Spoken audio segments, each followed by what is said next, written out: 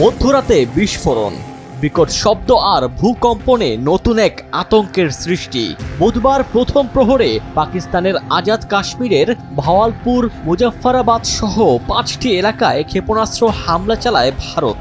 এতে শিশুসহ 8 জন নিহত হয়েছেন, আহত হয়েছেন 35 জন।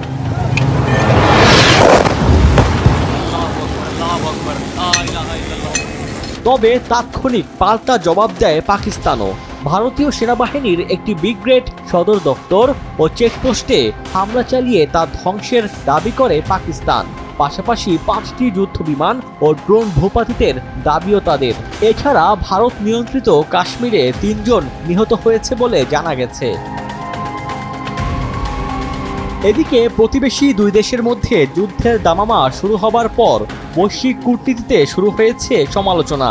খোদ মার্কিন প্রেসিডেন্ট ডোনাল্ড ট্রাম্প সামাজিক যোগাযোগ মাধ্যম এক্সে বলেছেন, পাকিস্তানি ভূখণ্ডে ভারতীয় ক্ষেপণাস্ত্র হামলা লজ্জাজনক। টালমাটাল এমন পরিস্থিতিতে গভীর উদ্বেগ প্রকাশ করেছেন জাতিসংঘের মহাসচিব অ্যান্তনিও গুতেরেস। এছাড়া ভারতের এমন হামলাকে তীব্র নিন্দা জানিয়ে পাকিস্তানের প্রধানমন্ত্রী শাহবাজ শরীফ বলেছেন, কাপুরুষের মতো আচরণ করেছে ভারত। পাক প্রধানমন্ত্রী আরও বলেন, কোনো প্রকার উস্কানি ছাড়া এমন হামলার কঠিন জবাব দেওয়ার সক্ষমতা পাকিস্তানের আছে। এদিকে পাল্টাপাল্টি হামলায় উত্তপ্ত পরিস্থিতিতে পাকিস্তানের পাঞ্জাব প্রদেশে জরুরি অবস্থা জারি করেছে দেশটির সরকার।